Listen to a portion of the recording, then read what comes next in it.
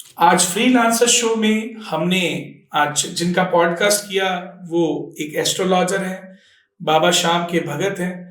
और आज स्पिरिचुअलिज्म हमने रियलिटी में चेक किया और हमें भी बहुत अच्छा लगा कि जब हम बाबा का नाम लेते हैं तभी हमारे भाव और भगवान में आस्था और बढ़ती है।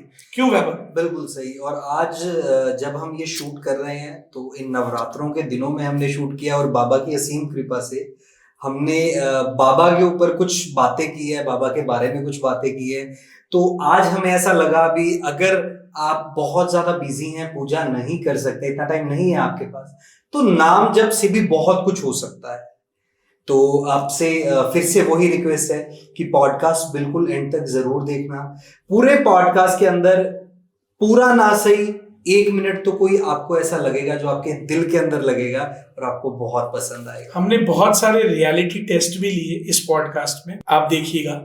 और एक और चीज जो सबसे बड़ी बात है, जैसा कि अभी वैभव बोल रहे थे कि नाम जप करें, तो नाम जप आप किसी भी रिलीजन के हैं, चाहे आप हिंदू हैं, सिख हैं, मुस्लिम हैं, क्रिश्चियन हैं, आप अपने भगवान को याद कीजिए, क्योंकि भगवान को जब आप याद कीजिएगा तो आपको कुछ ना कुछ अच्छा ही मिलेगा।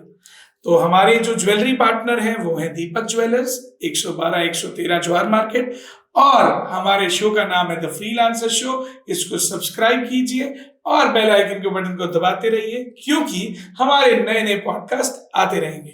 धन्यवाद। तो आज हमारे साथ हैं श्याम भगत अक्षय जी। क्या हाल है अक्षय? नमस्कार जी, जय श्री श्याम। जय श्री श्याम। आप बताइए पहले, सबसे पहले कैसा लग रहा है आपको हमारे फ्रीलांसर शो पॉडकास्ट में? देखिए, मैं तो बहुत ज्यादा कृतार्थ हो गया हूँ एक्चुअली में। हम कहते हैं श्याम जगत, क्योंकि देखिए श्याम प्रेमी बैठे हैं और जहाँ श्याम परिवार होता है वहाँ पे बाबा की बात ही होती है, भगवान की बात होती है और आस्था से रिलेटेड बात होती है। तो मैं उस चीज को लेकर बहुत खुश हूँ। और सबसे पहले तो आपका धन्यवाद दोनों का कि आप लोगों ने एक मौका दिया मुझे इस शो पे आने का। देखो, जैसे अगर श्याम बाबा की बात हुई है तो हम अगर पॉडकास्ट की शुरुआत करेंगे तो ये बोल के भी जय श्री श्याम। जय श्री श्याम। ठीक है, तो जी देखो, सबसे पहले तो भी मैं बहुत खुश हूँ क्योंकि हमने वास्तु से रिलेटेड कर लिया है, न्यूमरोलॉजी से रिलेटेड कर लिया है, जो कि दोनों बहुत ही अच्छे गए थे। और आज कुछ पार्ट हम एस्ट्रोलॉजी का भी लेंगे। तो मैं तो बहुत खुश हूँ क्योंकि ये मेरे फेवरेट नीश है। आप अकेले खुश नहीं, मैं भी बहुत खुश हूँ क्योंकि श्याम भगत आए हैं और मैं श्याम जी का भगत हूँ मैं भी, और हारे का सहारा बाबा श्याम हमारा। एकदम सच। तो शुरुआत करते हैं हमारे इस पॉडकास्ट की। अक्षय जी, आप पहले तो ये बताएं कब से आपको ये लिव लगी कि आप श्याम बाबा के भगत हो? जैसा कि अगर मैं इसको आपको बताऊं तो मेरी फैमिली बैकग्राउंड से आप चाहिए तो हम एक्चुअली श्री गंगानगर से नहीं है। मैं एक्चुअली श्री गंगानगर से नहीं हूँ। ठीक है। हमारा जो बिलोंगिंग है, मेरे फादर, मेरे फैमिली बैकग्राउंड, ये सब एक गांव है जो आप मानोगे खाटू श्याम जी के जस्ट 20 किलोमीटर दूर, दाता रामगढ़। रामगढ़ भी बोलते हैं, दाता रामगढ़ भी बोलते हैं, वो एकदम 20 किलोमीटर। और मेरे फादर उस एरिया से। बेसिकली मेरे फादर का बॉर्न सालासर के पास बिंजासी गांव है, वहां पे हुआ था। और मेरे दादाजी और दाता रामगढ़ से बिलोंग करते हैं। तो मेरे फादर और वहाँ पे खाटू श्याम जी उस टाइम पे जाते जब बाबा को कोई जानता नहीं। और उन्होंने वो भीड़ भी देखी है, असली भीड़। उन्होंने पुराने महाराज को देखे हुए हैं, आलू सिंह जी और को। और उन्होंने बड़े बड़े दिग्गज कलाकार जो जैसे नंदू जी और संजू जी और बहुत बड़े श्याम प्रेमी जैसे हमारी मौसी जी, जिनका भी थोड़े समय पहले ही बाबा के चरणों में लीन हो गए हैं, तो उन सभी को देखा हुआ है। और जैसे रास्ता पहले खाटू श्याम जी का उस हिसाब से था कि थोड़ा तिब्बत वाला रास्ता हुआ करता, तो तब से हम बाबा को जानते हैं। और 2014 में बाबा ने कुछ हमें ऐसा दिया जिसकी हमें उम्मीद नहीं थी। और उस टाइम से बाबा ने ऐसा जोड़ा हमें कि बस श्याम बाबा, श्याम बाबा और श्याम बाबा। चलो, मतलब मैं ये कह सकता हूँ कि हाँ भी पीढ़ी दर पीढ़ी ये चलता आ रहा है। एकदम देखो, आप कुछ बातों में ना, आपने जो बातें की उसमें से एक नाम आया, आलू सिंह जी महाराज। ये सर, अगर आपने नहीं सुना, ये नाम मैंने बहुत सुना है और उनके चमत्कारों को भी मैंने सुना है जी। तो मैं शुरुआत यहाँ से करना चाहूंगा, अगर आप उनके बारे में कुछ बताएं हमें। तो देखिए, आलू सिंह जी भक्त शिरोमणि है और बाबा के सबसे प्रिय हैं। ओके। और हम उनको अपने गुरुजी के समान मानते हैं कि जब हम कोई कीर्तन करते हैं ना, तो आलू सिंह जी के लिए 2 लाइनें होती हैं जो हम अलग अलग कहते हैं कि छोड़ गए भगता ने मरोहियो भर आवे है, छोटी सी उमरिया में बाबा श्याम को दीवाना बनो, खाटू ने चमन करो, जग सारो जाने। इसका मतलब उनकी वजह से आज जो कुछ भी है आलू सिंह जी और हमारे श्याम भक्त शिरोमणि श्याम बहादुर जी अग्रवाल, इनकी वजह से। अगर मैं आपको बताऊं तो श्याम बाबा का एक ऐसा चमत्कार जो आलू सिंह जी ने दिखाया था साक्षात, जो एक्चुअली देखो मुझे पता नहीं, लेकिन मैंने मेरे बड़े बुजुर्गों से, बड़े बड़े श्याम प्रेमियों से, अलग अलग श्याम प्रेमियों से सुना है। अगर आप कहें तो मैं उसका उदाहरण देता हूँ। हाँ बिल्कुल बिल्कुल।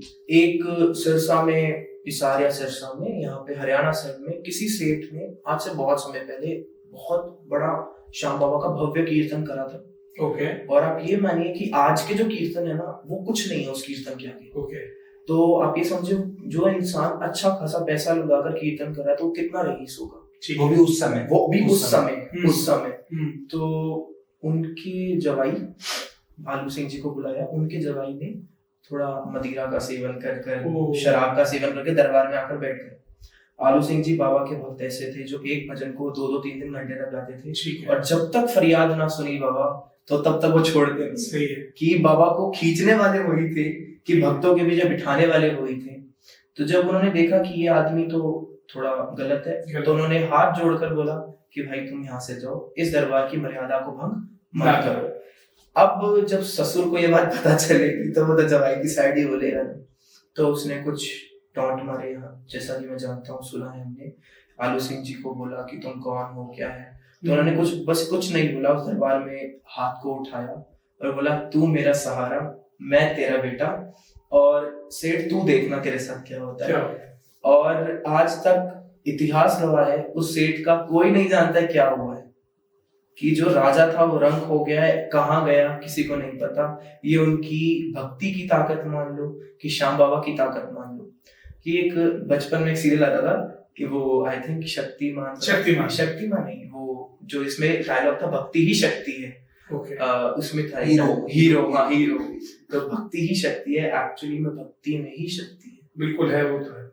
और हमारे शत भक्त शिरोमणि श्याम बहादुर जी अग्रवाल, वो तो रेवाड़ी से पैदल भूखे प्यास से चल कर आते थे बाबा के दरबार। और जब वो एक बार दरबार, अगर मैं उनकी बात भी करूं तो उन्होंने ऐसा चमत्कार किया जो सोच भी नहीं सकते हैं। कि जब वो रेवाड़ी से पैदल आए तो उन्होंने ये पाया कि मंदिर के पट बंद हो गए हैं, मंगल हो गए हैं, ताला लगा दिया। तो उन्होंने हाथ जोड़ के सबसे निवेदन किया कि देखो मैं भूखा प्यासा हूँ, मुझे बाबा के दर्शन करके मुझे निशान चढ़ाने दो, और उसके बाद आपको जैसा करना है वैसा करो। तो उनके पुजारी ने उनको मना नहीं किया।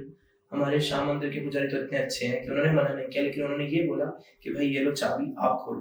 तो उन्होंने ये बोला कि मैं हूँ सेवक और आप हो पुजारी, तो दरबार खोलना और उसको मंगल करना आपका काम है, मेरा काम है उसको रिझाना। तब उन्होंने कुछ नहीं किया। एक भजन आता है कि मोर छड़ी से ताले को खोला, शीश नवाकर बाबा को बोला, ओ रसिया ओ सांवरा। तो उन्होंने अपनी मोर छड़ी घुमाई और जो ताले पे दे मारी, सिर्फ वो ताला वहीं खुला, बाबा के दरबार खुल गया।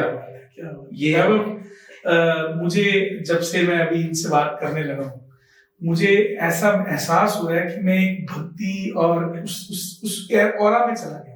सर वो होता है ना कि जहाँ पर भी हमारे प्यारे श्याम का नाम आ जाता है तो वहां पर ये तो इन्वायरमेंट क्रिएट हो ही जाता है। ये तो है। चलिए बहुत ही अच्छी बात है। और हालांकि भी आलू जी महाराज को भी हमारा नमन, और भी सब श्याम प्रेमियों को हमारा नमन। तो चलो ये तो बहुत अच्छी बात है। और जैसे ही श्याम बाबा की बात हो रही है तो सबसे पहले मैं आपसे ये पूछूंगा कि जो लोग आज तक खाटू श्याम नहीं गए तो आप ऐसा उनको क्या कहेंगे, या ऐसा कुछ बताना चाहेंगे खाटू धाम के बारे में कि वो एक बार जरूर जाए? एक भजन की लाइन है, बिल्कुल बोलो, कि कहते हैं भगत तू ना जाइयो और ना जाइयो मेरे बाबा के दरबार, क्यों? कि वहां पर बैठा है जादूगर लखदाता, बन करके दीवाना खाटू की गलियों में डोलेगा, मेरे श्याम का जादू है सर चढ़ के बोलेगा। बहुत सही जगह सही लाइन दी है। मजा आ गया आपसे बातें करते करते। और इसी बात पे मैं एक बात मतलब इसमें ऐड ऑन करूंगा कि कहा जाता है कि कुछ भी ना हो रहा हो, मतलब हर तरफ से दरवाजे बंद हो जाए तो खाटू श्याम के दरवाजे, श्याम बाबा के दरवाजे खुल जाते हैं। एकदम ऐसा क्यों? देखिए आजकल एक महाराज जी हैं हमारे वृंदावन के, परम पूज्य प्रेमानंद जी महाराज, बिल्कुल है। और वो एक लाइन हमेशा बोलते हैं कि जिस व्यक्ति ने हरि की शरण पकड़ ली उस व्यक्ति को दुनिया में ऐसा कोई नहीं है जो पखाड़ दे या पीछे नीचे ले आए। बाबा श्याम कलयुग के देवता हैं। बाबा श्याम ने अपनी माँ को वचन दिया था कि हारे का सहारा बनूंगा, और वो आज उस वचन को निभा रहे हैं। बाबा श्याम ने ऐसे ऐसे चमत्कार किए हैं कि मैं अगर बात करने गया ना तो शायद मुझे ये लगता है पॉडकास्ट छोटा पड़ जाएगा। हाँ, ये बहुत छोटा पड़ जाएगा। नहीं, एक्चुअली मेरे को लगता है अगर मैं बात करने गया बाबा की कृपाओं के बारे में, तो मुझे लगता है कि कम से कम 15, 20, 50 पॉडकास्ट चलेंगे। तो बाबा की जितनी बात करो उतनी कम है। ये रियलिटी है कि बाबा श्याम जब युद्ध में गए थे, बेसिकली हुआ यूं था।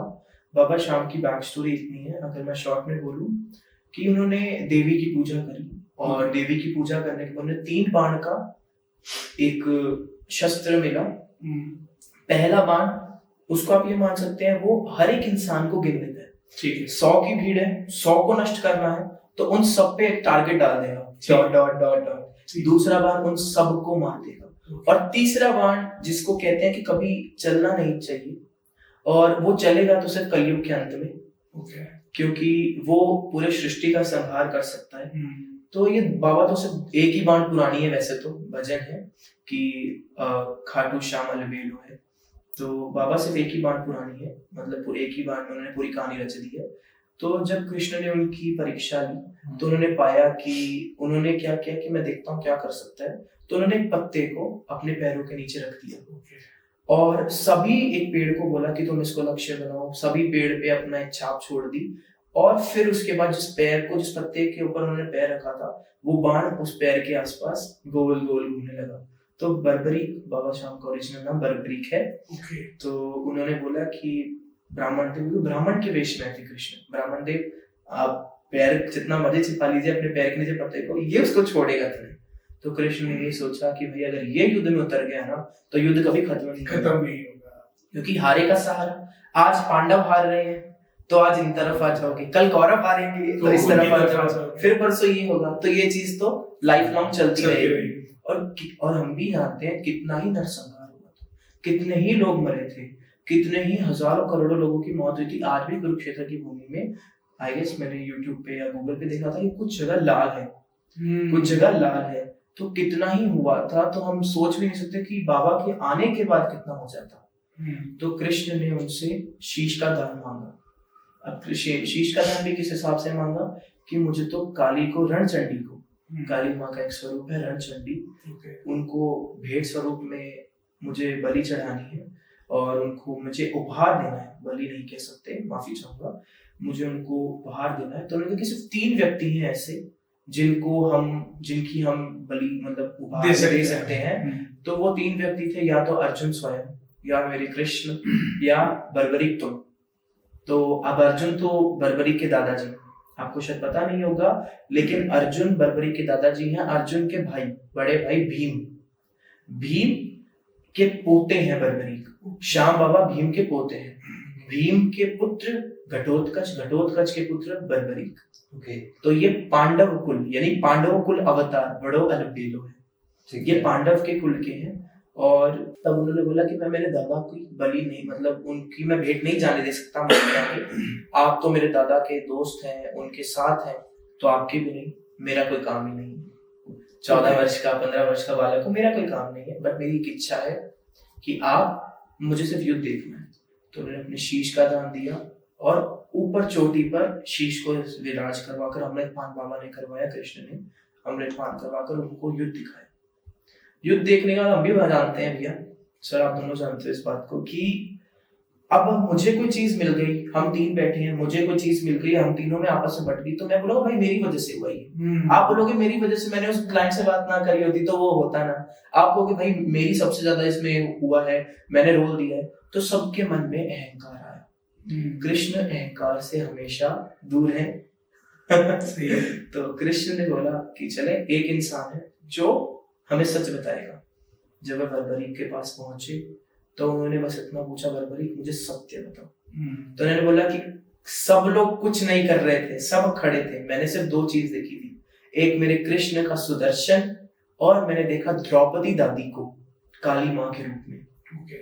तो उस समय कृष्ण बेहद प्रसन्न हुए कि इसने सच बोला, ये नहीं कि मेरी तारीफ करी, कि इसने सबके सामने वो सच तथ्य रखा जिसकी वजह से ये सब कुछ हुआ है। और उसके बाद उनको वरदान प्राप्त हुआ कि तुम कलयुग में जाने जाओगे। जो भी दरबार में आएगा वो कभी खाली हाथ लौट कर नहीं जाएगा। और ये रियलिटी है, ये आज की नहीं है, बहुत समय से रियलिटी है। कि कहते हैं भगत के वश में है भगवान, ये भजन सबने सुना है, बहुत ही प्यारा भजन है, आपसे सुनूंगा मैं। जी। तो ये भगत के वश में ही है, बाबा भी भगत के वश में है तो एक बालक ही ना, एक बालक की अवस्था में है। तो खाटू में शीश का आगमन हुआ, इसकी कहानी बहुत लंबी है। आगमन हुआ, उसके बाद शीश को कुछ समय रिंगस में भी रखा गया। और उस रिंगस के बाद में खाटू का दरबार बना। छोटा दरबार भी मैंने देखा है। एक्चुअली मुझे शायद पता नहीं, बट मैं ये बोलता हूँ कि आज जो बाबा के दर्शन हम करते हैं ना 14 लाइनों में, मैं इस लाइन के भी दर्शन कर चुका हूँ। उससे पहले उस दरबार के अंदर भी जाके दर्शन कर चुका हूँ जो पहले का था। 2020 में 19 में वो जो दरबार, पुराना दरबार था, उनके भी दर्शन कर चुका हूँ। आजकल तो बाबा की वो माला नहीं मिलती है, हमें लोकल मंदिरों में मिल जाती है। कहते हैं वो हेड ऑफिस है तो ये, वो हेड क्वार्टर है, वो हाई ब्रांच है तो ये छोटा ब्रांच है। Supreme court, high court, high court में तो मिलती है, लेकिन पहले सुप्रीम कोर्ट में माला को ऐसे ऐसे ऐसे रखा जाता। अच्छा, मैं खुद एक बार तो 3 माला लेकर आया था। एक माला मेरे गले में पड़ी, एक मेरे हाथ में आई, दूसरी नीचे से मैं उठाई, उसको घर पे ले आया। एक चीज है, मैंने जो सुना है, पता नहीं अभी ऐसे ही नहीं, जब लोग सालासर जाते हैं तो खाटू श्याम की दर्शन भी करते हैं, ऐसा कुछ लॉजिक है?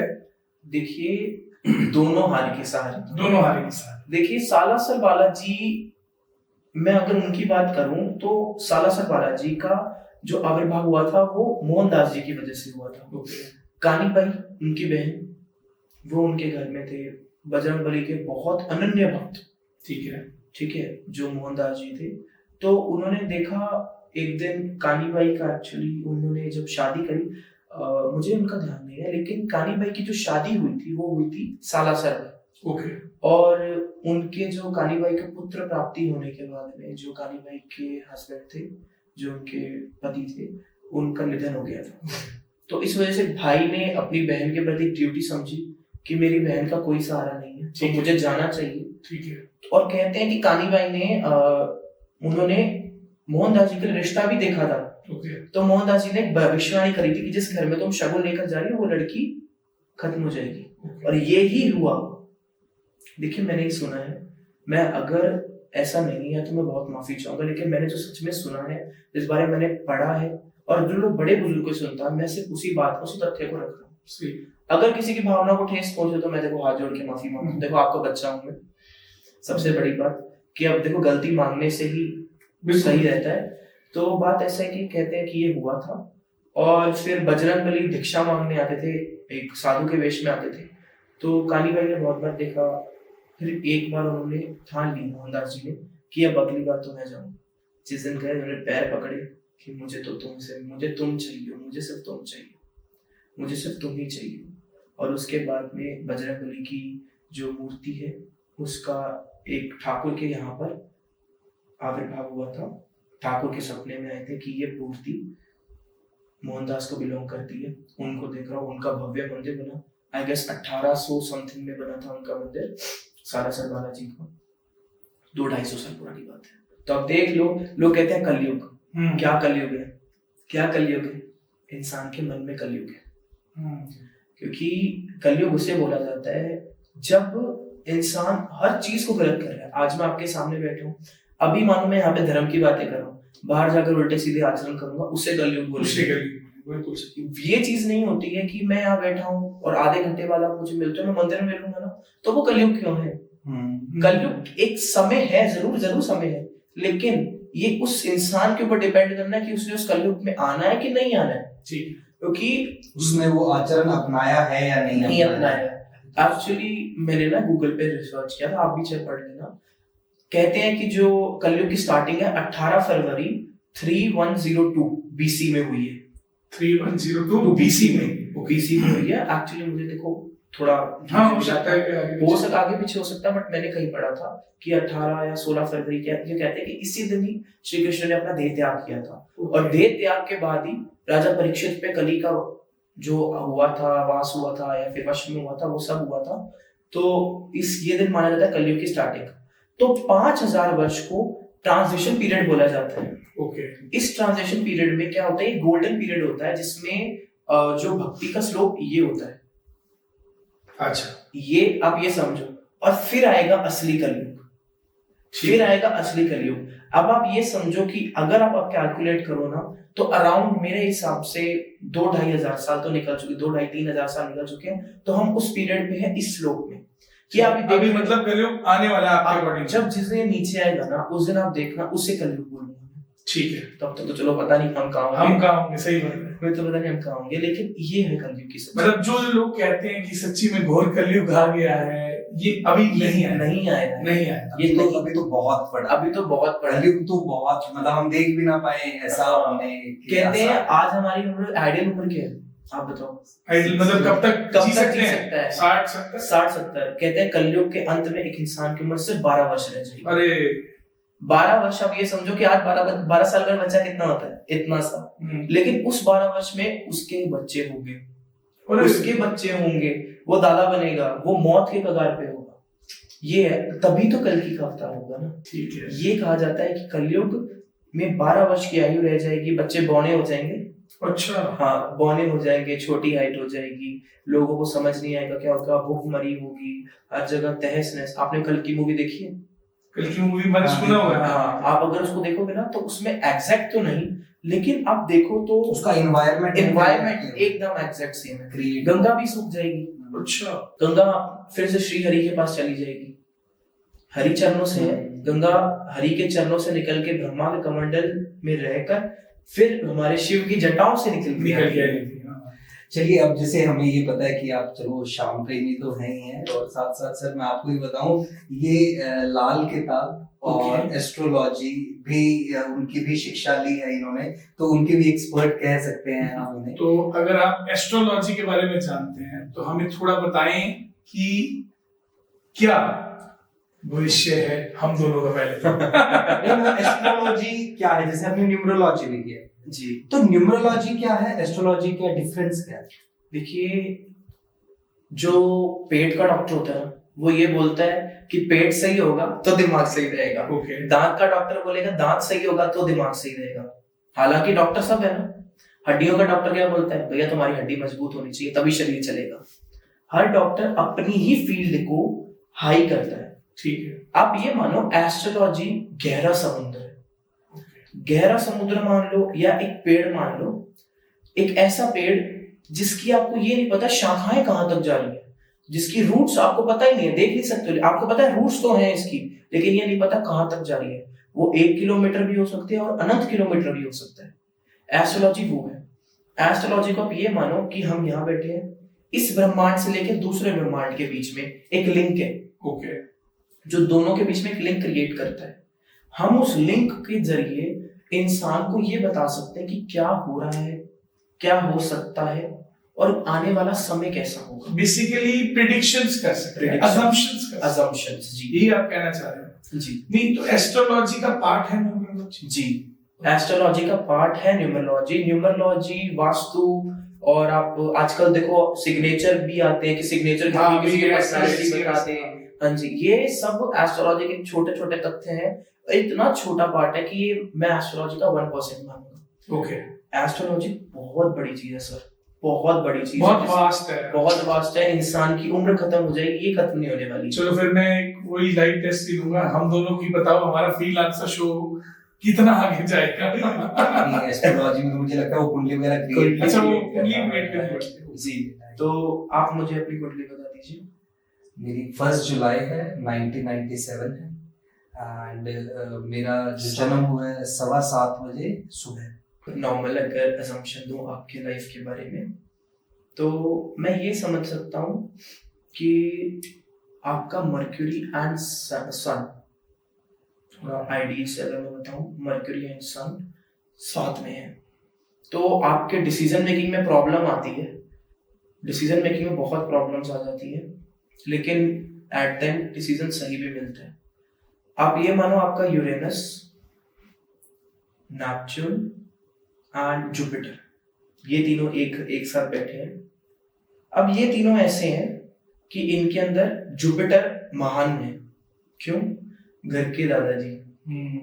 अब एक बात तो आप हो और आपके दादाजी, तो चलेगी किसकी? ऑब्वियसली दादाजी की। जुपिटर दादाजी है, सबसे बुजुर्ग और सबसे अनुभवी। तो जुपिटर अपने अकॉर्डिंग सलाह देता है, लेकिन घर के बच्चे तो अपने अकॉर्डिंग बात करते हैं। बाद में हालांकि हमें रिग्रेट हो जाए कि दादाजी सही बोल रहे थे। तो ये कई बार आपके साथ आपको फील होता होगा, बहुत होता है। कभी कभी ये फील होता है, शायद मेरे ख्याल से न्यूमरोलॉजी वाली मैम ने भी बोला था आपके डिसीजन कंफ्यूज रहते हैं। हाँ, हो सकता है। तो आपका ये होता है कि आप डिसीजन, तो जैसे कभी कभार आपको ये फील होता है कि शुक्र है मैंने डिसीजन नहीं लिया, बहुत अच्छा हुआ नहीं लिया, क्योंकि आपका जुपिटर जो बुजुर्ग है, जो बृहस्पति है, गुरु है, वो आपको बचा लेते हैं। ठीक वो है, आपको वहां बचा लेते हैं। अब आप करते हैं। अब मेरा बताता हूँ। 09/01 1988 और शनिवार का दिन था, 12:30 बजे दोपहर। अब आपको मैं बताता हूँ, आपका ना वीनस बहुत स्ट्रांग है, लेकिन आपका शनि वीक है। ओके। अब आपको बताता हूँ, फाइनेंसेस आपके ठीक रहते हैं, लेकिन शनि की वजह से पर्सनल प्रॉब्लम्स बहुत रहती हैं, घरेलू प्रॉब्लम्स बहुत रहती हैं, और आप ये मान सकते हो कि आपको अलग अलग टाइम पीरियड पे किसी ना किसी की वजह से लीगल एस्पेक्ट में बहुत आना पड़ता है। बिल्कुल सही है। आपको किसी का वजह से फेस करना पड़ जाएगा, कोई इंसान आपको जान करके ले जाएगा। ये मानो किसी से, मानो मेरा केस है, मुझे प्रॉब्लम है, सर चलो यार एक साथ में होना चाहिए, सर चलो, वो भीड़ होती है ना इकट्ठी कर, आप ये चीज मानो। इसी तरह आप अपने बुध पर हो, आपका मर्क्यूरी बुध आपको कभी कभी परेशान करता है। कभी कभी कैसे परेशान करता है? आप अपने ही दिमाग में खो जाते हो, आप अपने आप में ही खो जाते हो, फिर एकदम से रियलाइज होता है, अरे ये क्या हो गया। ये क्यों होता है? क्योंकि आई गेस मैंने किसी को और को भी बात बताई थी, बुध ग्रहों में सबसे महान माने जाते हैं। क्यों माने जाते हैं? क्योंकि जिसका बुध बहुत स्ट्रांग होगा ना, वो इंटेलिजेंट बहुत होता है। अब आपका बुध स्ट्रांग होगा तो आप इंटेलिजेंट बहुत होगे, कॉन्फिडेंट बहुत होगे, और सक्सेस रेट आपका बहुत हाई होता है। ठीक है। लेकिन कभी कभार जब बुध वीक हो जाता है ना, ये बंदे को परेशान कर देता है। कैसे? एग्जांपल के तौर पर समझाऊं, मैंने पानी डाला इसमें, ठीक है। मैंने बोला सर आपको ये पानी पीना है रोज सुबह शाम। ठीक है। तो आप ऐसे क्वेश्चन जब करोगे, आप अगर आपका वीक है तो आप ऐसे क्वेश्चन करोगे, कब पीना है, कैसे पीना है, अच्छा किस समय पीना है, क्या टाइम होगा, उठ के पीना है, बैठ के पीना है, गर्म पीना है, ठंडा पीना है, ये होता है। जैसा कि मैं आपको बताता हूँ कि मैं थोड़े टाइम पहले पंजाब में अपने मंदिर में था, मतलब मेरा मंदिर, भगवान का मंदिर, मैं उधर गद्दी पे बैठा था। ठीक है। तो मेरे पास में कुछ गांव की 4-5 लेडीज हैं, उन्होंने अपने बेटे की कुंडली दिखाई। ठीक है। तो जैसे मैंने कुंडली को थोड़ा एनालाइज किया, उनके पास बनी थी, तो मैंने देखी उस बच्चे का बुध 0, एकदम 0। मैं क्या बताऊं कि इतना खराब कि मैंने ऐसे कुंडली को धकेल दिया। कारण क्योंकि बात करके कोई तुक नहीं निकलता है, कि इरिटेट फील करता है इंसान, गुस्सा आएगा, और उस गुस्से की वजह से ऊट पटांग ना निकल जाए, इससे बेटर है हम ना बोले। वो सबसे बेस्ट डिसीजन रहता है इंसान के लिए। ठीक है। ये चीज होता है बुध के लिए। तो आपके केस में ही कभी कभार ऐसी कंडीशन क्रिएट हो जाती है, आप अंदर अंदर खो जाते हो, लेकिन फिर एकदम से सेल्फ रियलाइजेशन आती है, भाई अरे ये क्या हुआ, बच गया, ये नहीं हुआ। आपके अगर एक और बताऊं, राहु और केतु, राहु और केतु आपको इल्यूजन में बहुत लेकर जाते हैं। कभी कभार आप इल्यूजन में जाते हो, इल्यूजन में घुस गए, इल्यूजन्स के अंदर आए, फिर अचानक से आपके अंदर से एक स्पिरिचुअलिटी निकलती है। ओके। ये स्पिरिचुअलिटी आपको अचानक से कहती है, अभी आप जैसे परेशान हो, आपको चल रहा है नहीं कहीं जाना, करो, अचानक से 1 मिनट में डिसीजन बनेगा, चलो यार मंदिर जाकर आते हैं, चलो यार गुरुद्वारा जाके आता हूँ, परेशान हो रहा हूँ। ये होता है कारण, क्योंकि राहु आपको, अगर राहु का गलत डिसीजन होता है ना, राहु लालच और लोभ के हिसाब से इल्यूजन क्रिएट करता है माइंड में, मून की तरह। ठीक है। तो ये आपको इल्यूजन देता है। लेकिन जिस इंसान का केतु एकदम से स्ट्रांग होता है ना, ये भटकता है, तो ये आपको स्पिरिचुअल बना देता है कि चलो यार मंदिर चलते हैं, चलो यार गुरुद्वारा चलते हैं, चलो यार किसी को खाना खिला देते हैं, चलो यार शांति बैठ जाते हैं। अब आपको कभी कभार अकेलापन बहुत भाएगा, बिल्कुल, कभी कभार अकेलापन होगा, सबको कहोगे भाई तू जा यार, मुझे अकेला 2 घंटा बैठने थे, चाहे बैठो 2 मिनट ही, अकेलापन भाएगा। और उस अकेलेपन में गारंटी से बोलता हूँ, अगर मैं झूठ बोल रहा हूँ तो अभी बोल दो ना, मुझे शर्म हाँ नहीं कोई वो, आपको अकेलेपन में आंसू निकलेंगे। बिल्कुल सही बोल रहे हैं सभी, मतलब 200% सही बात, मतलब इसमें 1% भी झूठ नहीं है। ये मैं वैभव याद होगा न्यूमरोलॉजी में मैं बोला था, और अब आज एस्ट्रोलॉजी की बात आ गई तो मैं इसमें बोल रहा हूँ, आंसू निकलते हैं। अच्छा व्यूअर्स को मैं ये बता दूं, जब हम ये शूट कर रहे हैं, हमारा न्यूमरोलॉजी वाला पॉडकास्ट रिलीज नहीं हुआ, जब हम ये शूट कर रहे हैं, ये आपको बता दूं मैं। तो बात ऐसी है कि अकेले में आंसू आते हैं, उन आंसू को आप मतलब छिपा लिया, रख लिया, हाँ बिल्कुल अपने, फिर उसके बाद बाहर निकलते हो ना तो कंट्रोल नहीं होता है इमोशन को, बहुत हार्ड होता है, लेकिन फिर वो कुछ भी है हम कंट्रोल कर लेते हैं। इसका रीजन भी है, कारण क्योंकि आपका सूर्य क्या है, आपको जब देखो सूर्य बहुत अच्छा प्लैनेट है, सूर्य आपको क्या करता है, लीडरशिप क्वालिटीज प्रोवाइड करवाता है, आपको सक्सेस देता है, आपको अलग अलग चीजों के लिए प्रोवोक करता है, आपको इंटेलेक्चुअल बनाता है, कॉन्फिडेंस देता है। सूर्य बेसिकली देखते हो आप राजा है, वो राजा है और राजा ऐसा है, राजा हमेशा चाहता है कि मेरी चले, बिल्कुल हमेशा चाहता है मेरी चले। मिनिस्टर तो बहुत पीछे आते हैं, मिनिस्टर तो भैया सोचेंगे तुम्हारी तुम जाओ यार।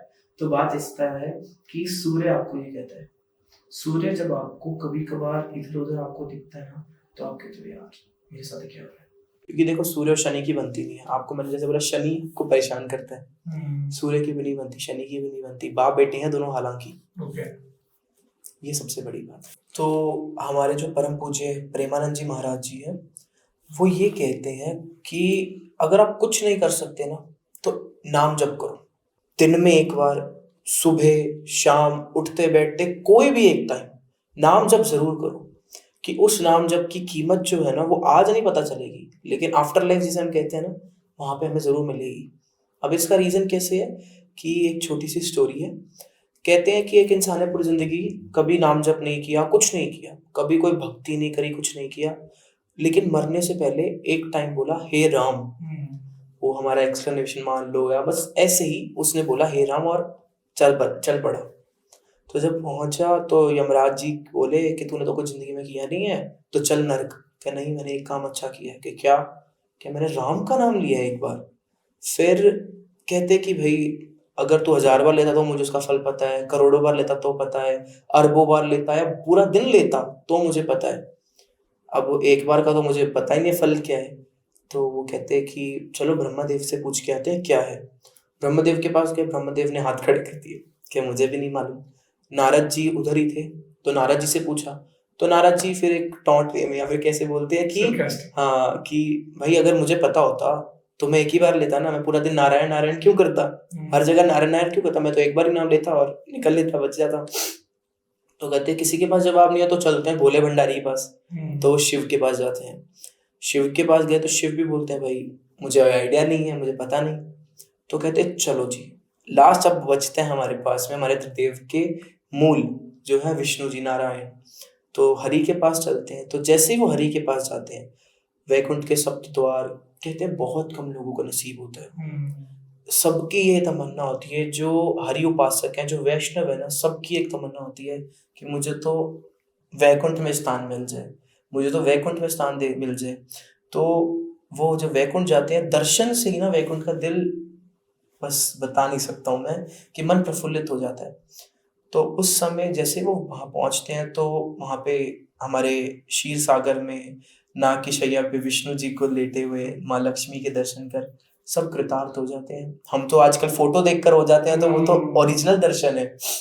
तो भाई ये किया इस इंसान ने, कहते ये पावर है एक बार राम बोलने का, कि स्वयं त्रिदेव इकट्ठे हैं नारद के साथ में, मेरे परम भक्त के साथ में, और इंसान को वैकुंठ मिले हैं। क्या इसने जितने पाप करे सारे इस रास्ते में ही माफ हो गए। तो ये ताकत है नाम की। तो मैं पॉडकास्ट व्यूअर्स को कहना चाहूंगा कि भक्ति आजकल का जो टाइम है, जो फास्ट अपना बिजी स्केड्यूल है, नहीं हो पा रही कि भी हम पाठ सारा दिन नहीं कर पा रहे। तो अकॉर्डिंग टू अक्षय आप क्या कह रहे हैं कि नाम लीजिए, भगवान का नाम लीजिए, सुबह शाम लीजिए, जब आपका दिल, मैं आपको इधर टोकूंगा, हाँ अकॉर्डिंग टू अक्षय नहीं, हाँ। According to Premanand ji, according हमारे तो परम पूज्य हैं वो बिल्कुल, तो। According to Premanand Maharaj ji. जी, मैं देखिए इसलिए कहता हूँ क्योंकि मेरे लिए मूल गुरु वो है। ठीक है, मूल गुरु कौन होता है? क्योंकि जिस इंसान ने आपको ज्ञान दिया है, देखिए हमने आलू सिंह जी को देखा नहीं, ठीक है, हमने श्याम बहादुर जी को देखा नहीं, हमने किसी को नहीं देखा है, लेकिन हमने प्रेमानंद जी को देखा है बिल्कुल देखा, और हम उनको सुन भी रहे हैं। हमें ये नहीं पता वो कब तक है, लेकिन मैं इतना जरूर जानता हूँ वो जब तक है इस धरती का तो कल्याण कर ही रहे हैं और करते रहेंगे। नहीं नहीं बिल्कुल बिल्कुल। ये तो है, ये तो। चलिए अब बीच में हमारी छोटी सी बात रह गई थी 7.5 की, हाँ क्योंकि वो बहुत ही ज्यादा, अभी देखो मैं गारंटी के साथ कह सकता हूँ जो हमें देख भी रहे हैं ना, चाहे वो कुछ चुनिंदा लोग होंगे ना, उनको भी 7.5 का डर होगा। वैसे तो मैं आपको बताऊंगा टोकू, तो आप पे भी 7.5 चल रही है। अरे बाबा। नहीं पर ऊपर वाले की दया से वाकई जी, मुझे ऐसा लगता है जो मेरे भाग्य में लिखा गया है वो सारी उम्र बदल नहीं सकता, बदल सकता है, वो बदल नहीं सकता। हाँ, नाम जब से या भक्ति में लीन एकदम होके सच में मैं उसको बहुत बदल आराम सकता से हूं। निकाल सकता हूँ जी। समय को, मेरा ये मानना ये है। एकदम सच्चाई है। पर फिर भी जो लोग 7.5 से डरते हैं उसके लिए आप क्या बताओगे? एक लाइन में बोलूं तो आप 7.5 से मत डरो, अपने कर्मों से डरो। कर्मों से, कि आपके जैसे कर्म होंगे वैसे आपको उसका उपहार मिलेगा या फल मिलेगा। पनिशमेंट मिलेगा या फल मिलेगा, जो आप कहो वो मिलेगा। रीजन क्या है? 7.5 के वैसे तो 7.5 चरण होते हैं, लेकिन हमारे अकॉर्डिंग जिसको हम मानते हैं इसके 3 चरण है, 2.5 साल 2.5 साल 2.5 साल, ओके, जो राइजिंग टाइम है, पीक टाइम है, और इसके बाद में ये फॉलिंग टाइम होता है। ठीक है, ये जो 3 टाइम होते हैं, इस 3 टाइम में आपको अपने भाग्य के अकॉर्डिंग अलग अलग फल मिलते हैं। अब मानो मैंने पूरी जिंदगी किसी का पैसा खाया है, पूरी जिंदगी कुछ गलत काम करता आया हूँ, आज उसको छेड़ दिया, उसके साथ गलत कर दिया, आज इसको मार दिया, जो गलत सोचना सोच लो, तो वो करे ना, तो शनि तो आएगा पहले आपकी राशि पे, आपके ऊपर। जैसे मेरा नाम अक्षय है, हालांकि मैं आपको एक बहुत बड़ी बात बताने वाला हूँ, इंसान की 2 राशि होती है। अच्छा, कैसे? अब मैं आपको बताता हूँ। मेरा जब जन्म हुआ तो मेरे जन्म अनुसार मेरी जो राशि बनती है वो है सिंह राशि, ठीक है, और मेरे नाम अनुसार अक्षय के आपकी राशि अकॉर्डिंग दूसरी, मेष। ठीक है, उसी तरह इंसान की राशियां उसके जन्म और नाम के अकॉर्डिंग अलग है, इसलिए पुराने टाइम में लोगों के नाम अटपटे होते थे। पर इसमें आपके ऊपर मतलब आज मेरे ऊपर मेरे नाम की राशि ज्यादा अफेक्ट करती है या फिर मेरे जन्म टाइम की? देखिए, बेसिक तो यही माना जाता है एस्ट्रोलॉजी में कि आपके जन्म समय की राशि ज्यादा इफेक्ट करेगी, लेकिन लोग आज के टाइम पे ये समझो कि सच कोई नहीं सुनना चाहता, सबको वो सुनना है जो उन्होंने सुना हुआ है। आज मैं अगर आपको बोल दूं, आपको किसी एस्ट्रोलॉजर ने अच्छे खासे दिग्गज बंदे ने, देखो मैं छोटा हूँ, भगवान ने अगर चाहा तो बहुत बनूंगा, लेकिन आज अगर आपको कोई, आप किसी को 5 लाख रुपए देकर अपना एनालाइज करो, उसने बोल दिया जा तेरे पास तो पैसा ही पैसा होगा, उसने चाहे, क्योंकि उसने 5 लाख लिया है और उसको पता है कि जो इंसान 5 लाख दे रहा है ना, वो इंसान क्या कर सकता है, उसको उसकी पावर पता होगा। और आप मुझे 100 देकर बोलो, मैं आपको जो बोलूंगा, अगर मैंने बोल दिया ना भैया प्रॉब्लम रहेगी, तो आप क्या बोलोगे इसको क्या पता है, ये तो कुछ जानता ही नहीं है। क्योंकि आप उस टाइम पे ये नहीं सोचोगे इसने क्यों बोली, आपको सिर्फ वो सुनना है जो आप उससे सुनकर आए हो, आपको वो सुनना है जो आपको अच्छा लगना लगे, चाहिए बस। भी अगर आज आप कोई अगर आता है आपके पास, वो पूछता है भी मेरे पास पैसा कितना होगा, पैसा मुझे बहुत चाहिए, अगर आप कह दोगे भी भाई तेरे पास पैसा बहुत होगा तो आप अच्छे हो, मेरा एस्ट्रोलॉजर अच्छा है, नहीं तो एस्ट्रोलॉजर अच्छा है। इस पे मैं एक चीज पूछूंगा आपसे, जैसे मेरी राशि है मकर, मेरी जन्म तिथि के हिसाब से, और मेरी नाम के हिसाब से भी मकर ही है, कैप्रिकॉर्न। देखिए मकर राशि पे अभी 7.5 खत्म हुई है, खत्म हुई है, 7.5 से डरो मत सर, कर्म से डरो जी, कर्म से डरो। ठीक है, ठीक है। तो ये मतलब अगर दोनों चीजें मिल रही हैं तो कोई इशू नहीं होता। हाँ, कोई इशू नहीं होता है। ठीक देखिए है। बहुत अच्छी बात होती है कि सबसे पहले मैं घर वालों का शुक्रिया हूँ कि उन्होंने आप उनकी राशि के उन्होंने नाम राशि रखा, के हिसाब से नाम नाम रखा है। क्योंकि लोग आज के टाइम पे, अब जैसे वैसे मैं बोलूँ, मेरा आई गेस मेरी मम्मा मुझे बोलते हैं कि मेरा असली ओरिजिनल नाम शायद आशुतोष निकला था, ओके, लेकिन अब वो आशुतोष एज अ चलता नहीं है, और एक और नाम भी मैं पॉडकास्ट के बाद बताऊंगा क्योंकि बहुत से जानकार देखेंगे तो वो एक टॉन्ट वे में अलग आ जाएगा, मतलब छेड़ने में आ हाँ जाएगा। बिल्कुल, तो मैं आपको वो नाम भी बताऊँ, बहुत ही अलग टाइप नाम है, ठीक तो है। वो भी निकला था। तो अलग अलग हिसाब से इंसान के नाम निकलते हैं। इंसान का जो कर्मा है वो नाम से नहीं, उसकी हरकतों से जज किया जाता है। अब इंसान तो अब शाहरुख खान भी, सलमान खान भी है। बिल्कुल। आपने कभी सोचा नहीं अंबानी है, उस पर 7.5 क्यों इफेक्ट नहीं कर रही? वो तो दिन ब दिन उठता जा रहा है। सही। बिल गेट्स भी है, उस पे अडानी 7.5 है, बिल गेट्स है, एलन मस्क है, बहुत सारे नाम। तो इन पे क्यों नहीं कर रही? कभी सोचा? हाँ, क्यों नहीं कर रही? क्योंकि देखो कभी ना कभी तो उन्होंने कुछ तो करा होगा। ओके। अब आप बोलोगे भैया मैंने तो सुना इलॉन मस्क ये करता है वो करता है। अब मैं आपको बताता हूँ, कहा जाता है कि एक घड़ा है, 2 घड़े हैं, इस घड़े में आपके पाप है, इस घड़े में आपके पुण्य है। अब आपने अगर आप देखते हो लोग मुझे कहते हैं भैया मैं ना भक्ति में लीन होने लगा, जैसे भक्ति में है ना भगवान बहुत प्रॉब्लम्स दे रहे हैं, मुझे समझ नहीं, मेरे रास्ते बंद हो रहे हैं। कभी फील होता है जो इंसान भक्ति में अचानक से आता है ना, वो कहता है भैया मेरे साथ ये हो गया, ये हो रहा है, ये हो रहा है, मैं जब से भक्ति में, भगवान मुझे परेशान ही कर रहे हैं। ठीक है। जबकि हालांकि भक्ति से तो सुख मिलना चाहिए। कॉन्ट्राडिक्ट हो गई मेरी ही बात ही कॉन्ट्राडिक्ट हो गई। अब इसी को समझाता हूँ। कहते हैं आपके ये काले कर्म है, ये आपके सफेद कर्म है, पुण्य और पाप। ठीक है। आप भक्ति में आए ना, आपके पुण्य बढ़ने हैं, लेकिन भगवान क्या कहते हैं कि अगर मैंने इसके पुण्य बढ़ा दिए ना तो अगला जन्म फिर इसको लेना पड़ेगा पाप मिटाने के लिए। तो वो क्या करते हैं आपके पाप, हाँ, तो वो पाप बाहर निकालते हैं। जैसे जैसे आप भक्ति करते हो तो वो उन पापों को बाहर निकालता है, तो आपको परेशानी आती है। आप भक्ति करते जाओ, फिर देखो एक टाइम आएगा बूम, फिर लोग कहते हैं भैया वो इंसान, अब ये भी कहते हैं कि वो तो बहुत बुरे कर्म करता है लेकिन फिर भी सुखी है। हाँ नहीं, मैं इसमें ऐड करूंगा, कुछ लोगों का पैसा खा जाते हैं। हाँ। और पैसा खाने के बाद हजम कर जाते हैं, डकार कर जाते हैं, और फिर उनके ना तो फोन चेकते हैं ना उनसे बात करते हैं, और वो क्यों जी रहे हैं, और वो अपनी लग्जरियस लाइफ जी रहे हैं, गाड़ियां ले रहे हैं, सब कुछ कर रहे हैं, लेकिन बाद में उनके साथ क्यों नहीं कर्मा हिट हो रहा? ये कहते हैं ये तूफान से पहले की शांति है। अच्छा, इनके पिछले पुण्य है, अब ये जो पाप कर रहे हैं ना, तो इनके पाप का घड़ा भरता जा रहा है, तो भगवान कहते पहले इसके पुण्य खत्म करो यार, फिर इसको मारने में मजा आएगा। दैट मींस आप ये कह रहे हैं कि अभी उनके पुण्य का कर्मा उनको मिल रहा है, अभी जो ये पाप उन्होंने करे हैं वो आगे भुगतेंगे, वो भुगतेंगे इस चीज को। और मैं लिख के देता हूँ और इस पॉडकास्ट के थ्रू बोलता हूँ कि मेरी बात को आप चैलेंज कर लो। नहीं, आपकी बात मुझे सही लग रही है वैभव। मैंने अपनी लाइफ में बहुत सारे लोग देखे हैं जो लोगों का पैसा डकार जाते हैं, खुद गाड़ियां खरीद रहे हैं, खुद लग्जरियस लाइफ जी रहे हैं, थोड़े टाइम बाद देखते हो। अरे मतलब आज सुकून मिल रहा है मुझे कुछ सुन के। और एक्चुअली में आप देखना उन लोगों के बारे में थोड़ा रिसर्च करो, अगर आप कोई देखोगे तो। नहीं, मैं देख ही रहा हूँ। थोड़े टाइम बाद ही परेशान, अब ऐसे परेशान होते हैं, वो स्लोप चढ़ा ना वो गिरेगा, और ऐसा गिरेगा कि उठाने वाला कोई पैदा नहीं होगा, और फिर वो भगवान के दरबार पे जाएंगे ना, तो भगवान भी जल्द से जल्द उसको नहीं अपनाएंगे कि तूने इतना पाप करा है, तूने इंसानों को इतना परेशान करा है, मैं तुझे कैसे अपनाऊं। यार एक छोटी सी बात है, आप सबको परेशान करके भगवान के पास चले जाओ, भगवान एक बार तो कहेगा यार चल तू आया है, बहुत अच्छी, भगवान सबको अपनाते हैं। वो तो he welcomes everyone, he welcomes everyone। उसके लिए तो एक वो हमारा डायलॉग है, आओ तो वेलकम, ना हो तो भीड़ कम। सही है। तो वो तो सबको बुलाता है। वो तो जब बच्चा पैदा होता है ना, कहते हैं जब माँ के गर्भ में बच्चा होता है ना, तो 9 महीने तक उसकी भगवान से डायरेक्ट कन्वर्सेशन होती है। उसको सब पता होता है, वो भगवान से वादे करता है, मैं प्रभु इस बार मैं बस तेरी शरण में रहना चाहता हूँ, मैं कहीं नहीं जाऊंगा। आप देख लीजिए, आप अलग अलग पुराण उठा लीजिए, आप गरुड़ पुराण उठा लीजिए, उसमें आपको मिल जाएगा वर्णन।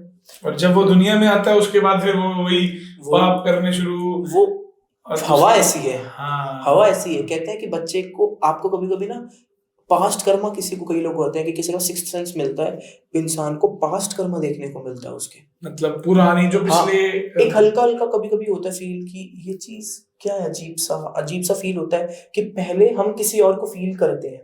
इसका मतलब है क्योंकि कहा जाता है कि उसको पूरा याद होता है। आपको भी अगर आपने पहले जन्म लिया होगा ना, तो आपको उस टाइम का सब याद दिमाग में सेव है।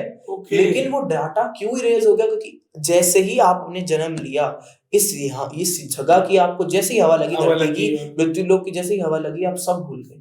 अब आप भूल गए हो, रिफ्रेश, रीस्टार्ट हो गए हो। अब आपके ऊपर है, उसे अच्छे से भरना है, बुरे से भरना है, या मिक्स करके भरना है, वो आप पर है। चलिए एक बात बताओ, मुझे ना एक चीज याद आ गई सर, मैं आपको भी बताता हूँ। मैं ना थोड़े दिन पहले इंस्टा स्क्रॉल कर रहा था, मेरे आगे बड़ी एक प्यारी सी बात आई, एक मैंने मैम की रील देखी, वो एस्ट्रोलॉजर थे, आई गेस एस्ट्रोलॉजर ही थे सर। उन्होंने बड़ी प्यारी सी बात कही, अगर आप शुक्रवार को मदिरा का सेवन करते हैं, मतलब कि आप ड्रिंक करते हैं, तो आपके पास शोहरत ही शोहरत है, आगे पीछे नहीं, आपके पास शोहरत ही शोहरत है। लेकिन जैसे I am a non drinker, मैं ड्रिंक नहीं करता, मैं ये मानता हूं आप मंगलवार, बुधवार, एतवार जब मर्जी पी लो, गलत होता है, सही हमेशा सही होता है, ऐसा मेरा मानना है। बट मुझे बात ये है कि he wants to ask basically कि फ्राइडे को सच्ची में ऐसा होता है? अगर तो फ्राइडे को पीने से शोहरत आती है सर, फ्राइडे को लॉन्च करेंगे और लॉन्च पार्टी करेंगे और पॉडकास्ट व्यूअर्स को भी बताएंगे। बताइए। बेवकूफी है। मैं हाथ जोड़कर सबको निवेदन करता हूँ, इन फ्रॉड चीजों से बचो भाई, बचो प्लीज बचो। पैसा बर्बाद और कर्म बर्बाद कर रहे हो आप अपने।